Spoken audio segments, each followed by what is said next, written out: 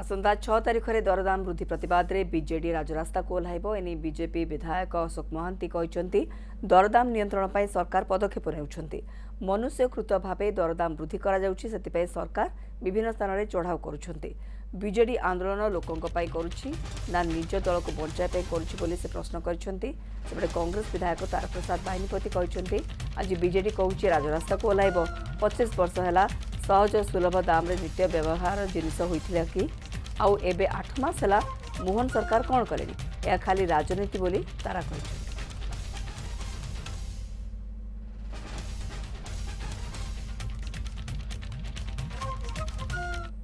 ये दरदाम वृद्धि संपूर्ण नियंत्रण अच्छी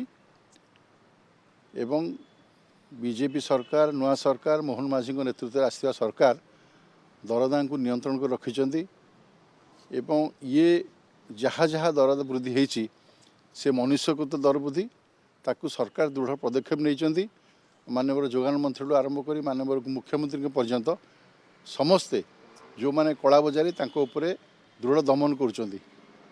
समस्ते जानते जे 6 मासर सरकार रे बहुत उल्लेखनीय पदक्षेप नियाई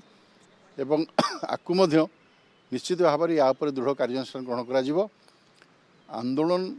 लोकों करुँच ना आंदोलन निज दल को बचाई करुँचा ओडिशावासी जानते। बीजेडी समय भी दरदाम वृद्धि होता एबे भी वृद्धि हो दरदाम तो आकाश छुआ है ना आलू पियाज बैगण टमाटो एकदम आकाश छुआ चाउल आकाश छुआ